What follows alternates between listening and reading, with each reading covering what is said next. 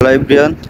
তো আপনারা যারা আমাকে সৌদি আরবের বিষয়ে কমেন্ট করেন, আমি আপনাদের রিপ্লাই দিই কিংবা উত্তর দিই, তথ্যমূলক ভিডিওগুলো দিয়ে থাকি। আপনারা সৌদি আরবের পাশাপাশি আপনারা মালয়েশিয়ার বিষয়েও যদি কোনো কিছু জানতে চান, অবশ্যই আমাকে কমেন্ট করতে পারেন। তো আমি মালয়েশিয়াতে দীর্ঘদিন ছিলাম। তো মালয়েশিয়া থেকে আমি কিভাবে সৌদি আরবে আইলাম, তো এই বিষয়টা আপনাদের সাথে শেয়ার করি। আপনাদের সাথে সব কিছু শেয়ার করি আমি। তো দেখেন, সৌদি আরবে আসার আগে আমি কিন্তু মালয়েশিয়াতে ছিলাম অনেক দিন। তো আমি 2018 সালে মালয়েশিয়াতে যাই। আমি তখন মানে বিদেশ সম্পর্কে আমার কোনো আইডিয়াই ছিল না। তো আমি মূলত শখের বশেই প্রবাস জীবনে পাড়ি দেই। তো তখন যাওয়ার পরে অনেক কিছুর সম্মুখীনই হই, ভালো লাগে না কোনো কিছুই। তখন তো বয়স অনেক কম, আর কিছু পড়াশোনা বাদ দিয়ে। তো যাওয়ার পরে আমি মালয়েশিয়াতে 18 সালে ঢুকি। তো 2020 সালে তো করোনা আসে, মালয়েশিয়াতে অনেক ভয়াবহ অবস্থা। তো আমাদের কোম্পানিতেও কাজ কাম কমে যায়। তারপরে ওখানে আমি করোনায় আক্রান্ত হয়েছিলাম।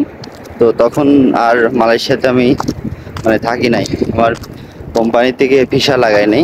তবে আমি চলে আসছিলাম 2021 সালে, আমি বাংলাদেশ চলে আসি। তো বাংলাদেশ আসার পরে আমি প্রায় 9 মাসের মতো আমি বাংলাদেশে থাকি।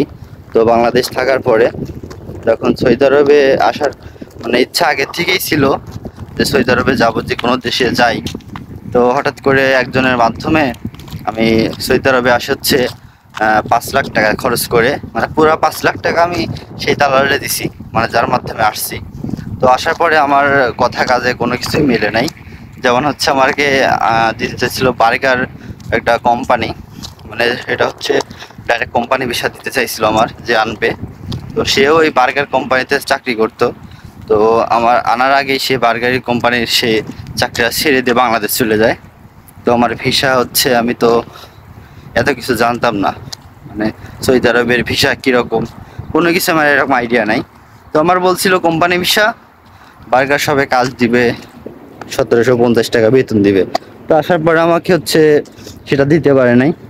আমার আকামা দিচ্ছে 6 মাসের, আর আকামা দিয়েছিল 15 মাসের, যে কোম্পানি করে দিবে। তো পরে আমার 6 মাসে আকামা দিল, একটা কাজ দিল রেস্টুরেন্টে। এটা লেবনানি আইটেম, লেবাননের খাবার তৈরি হয়। তো আমাকে এই যে চাকরি দেওয়ার পরে, তো আমি ওই জায়গায় 11 মাস চাকরি করলাম।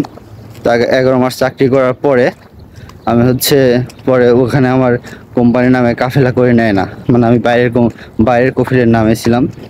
তো আমি রাগ করে দালালের সাথে রাগ করে বের হয়ে গেছি। পরে আমার ওই জায়গায় একটা শেফ ছিল, সেই শেফের মাধ্যমে কাজ করতাম ওই জায়গা। তো শেফও বাইরে যাওয়া অন্য একটা রেস্টুরেন্টে জব নেয়। তো আমাকে কন্ট্যাক্ট করে, তুই যদি আসিস তো এখানে আয়। তো আমি যে এখানে আসি, 2 বছর কাজ করি রেস্টুরেন্টে এই জায়গা, আর ওই জায়গায় 1 বছর ছিলাম। মোট 3 বছর শেষ হয়ে গেছে, আমার 4 বছর চলে। তো এই জায়গায় আসি রেস্টুরেন্টের কাজে।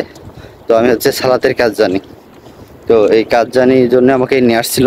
তো আলহামদুলিল্লাহ এখন কাজ করতেছি, তো ভালো। তো মালয়েশিয়ার সুযোগ সুবিধা মালয়েশিয়ার মতো, সৌদি আরবের সুযোগ সুবিধা সৌদি আরবের সমস্যা মতো, দুইটা কোনো সময় মিল পাওয়া যায় না, দুই রকম। তো আলহামদুলিল্লাহ যেরকমই আছি ভালো আছি। আর মালয়েশিয়ার কী রকম ফ্যাক্টরি ছিলাম, কি কাজ করতাম, তো আপনারা যদি জানতে চান অবশ্যই কমেন্ট করেন। আমি আপনার মালয়েশিয়ার আমি কি কাজ করতাম, সব কিছু, বেতন কীরকম ছিল, সব কিছু আপনাদের জানাবো। এমনকি মালয়েশিয়ার তথ্যমূলক ভিডিও পাইলেও আমাকে কমেন্ট করতে পারেন, কারণ মালয়েশিয়াতে আমি দীর্ঘদিন ছিলাম। তো আপনাদের আমি আইডিয়া দিতে পারবো ইনশাল্লাহ। তো যদি ভিডিও ভালো লাগে থাকে অবশ্যই সাবস্ক্রাইব করে রাখবেন আমার চ্যানেলটা, নতুন নতুন ভিডিও পাওয়ার জন্য। তো ভালো থাকবেন।